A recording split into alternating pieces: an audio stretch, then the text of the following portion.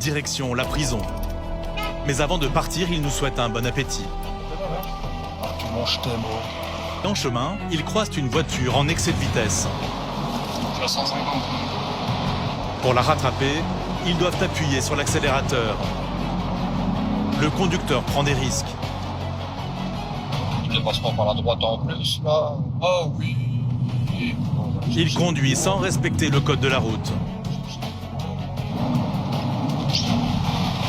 Une interception risquée à plus de 150 km/h. Suivez. Donc ici, il roule déjà à plus de 150 km/h dans un endroit où la vitesse est limitée à 120. Et alors, comme la personne devant lui, manifestement, ne va pas assez vite pour lui, il le dépasse par la droite. Donc ici, le monsieur va être gentiment verbalisé. La voiture est finalement interceptée quelques mètres plus loin, sur la bande d'arrêt d'urgence. Alors c'est quoi cette manœuvre de dépassement par la droite que vous avez effectuée? Parce que ma femme, parce qu'elle a chez ses amis. Et je ne dis pas que je vais arriver avant elle, comme ça. Pour rire. Comme ça, mais... Pour rire. Si vous n'êtes pas seul sur la route. Oui, ben... D'accord. 150 km/h. On vous suit à 150. Oui. On se dit, lui, déjà on se dit, lui c'est un bon client.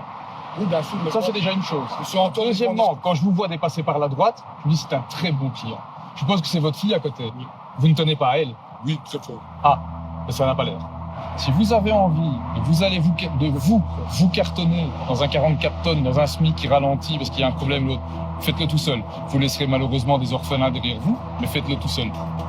Pas de cadeau pour ce père de famille. Il écope de 2 amendes. 116 € pour la vitesse inadaptée, Le dépassement, je 116 € pour le dépassement par la droite. D'accord? Donc on a 232 plus 9,06 €, on a 241,06 €. Une somme rondelette qui devrait le faire réfléchir à l'avenir. Allez, malgré tout une bonne soirée. On lève le pied. Allez, au revoir monsieur. Verbaliser ne réjouit pas les policiers. Mais ils savent que malheureusement, c'est souvent le seul moyen de faire comprendre aux automobilistes la gravité de leurs infractions. J'espère, attends on verra. Ouais, maintenant ça a l'air d'être une personne plus ou moins correcte. Et je crois qu'il a eu peur aussi quand on l'a intercepté. Bah, c'est ça le but un peu aussi, c'est de faire peur un peu. C'est rouler en anonyme, c'est ça qui est bien aussi. C'est parce qu'à tout moment, les gens peuvent imaginer qu'il y a un service de police qui va leur tomber dessus. Le contrôle établi pour la Saint-Éloi sur cette portion de route porte ses fruits. Depuis le début, les infractions s'enchaînent. Vous avez consommé les boissons alcoolisées? Si vous avez consommé? Il y a combien de temps la dernière consommation? La dernière consommation remonte Il y a une demi-heure, d'accord. On est bon. 0,34 mg par litre d'air expiré pour cet homme. Il échappe à la perte de son permis, paye une amende de 179 €, mais ne peut pas tout de suite reprendre le volant.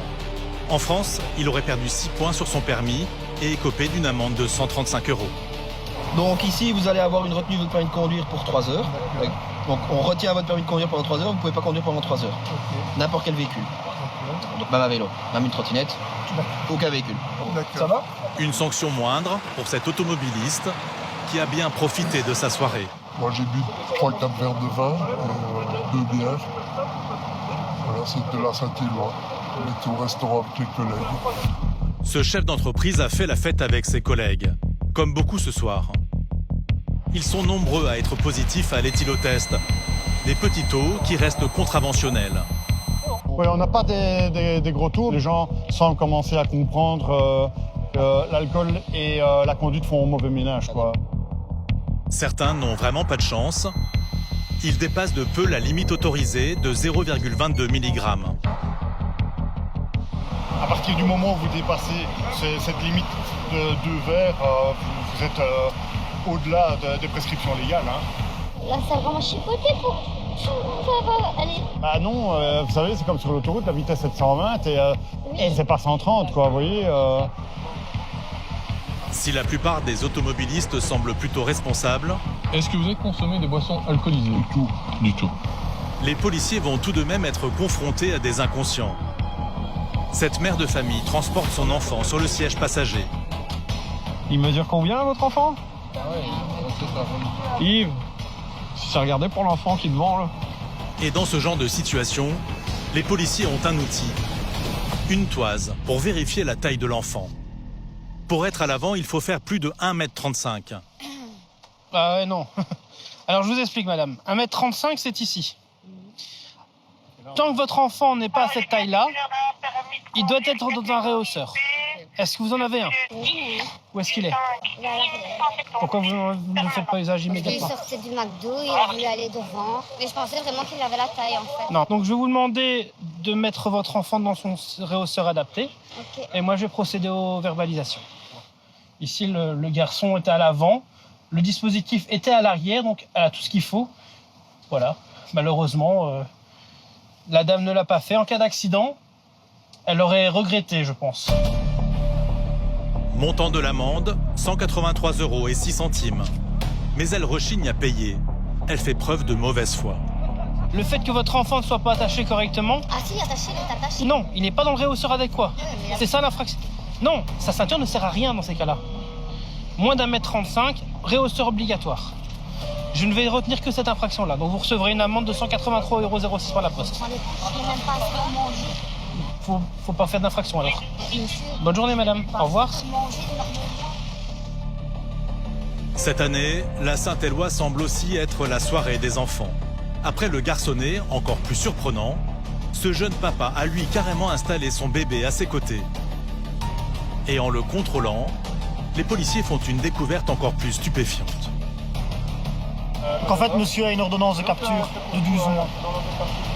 Une ordonnance de capture, traduire mandat d'amener en droit français, est un ordre de la justice pour conduire immédiatement le concerné devant un juge ou en prison, comme c'est le cas pour cet homme, condamné à 12 mois.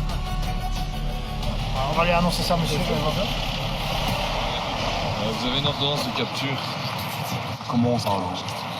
Je sais pas, vous êtes certainement pas présenté à un jugement. Moi ça? Ouais, bah oui, pas votre petite fille ou votre petit garçon. Non mais ça veut dire pas ça. C'est que ici, concrètement, on va vous amener à la prison. Ça va? Ouais mais je ramène ma petite d'abord moi. Bah, quelqu'un s'est venu la chercher. L'homme est sous le choc. Il doit laisser sa petite fille à des amis et suivre les policiers. Un bébé qu'il risque de ne pas revoir tout de suite.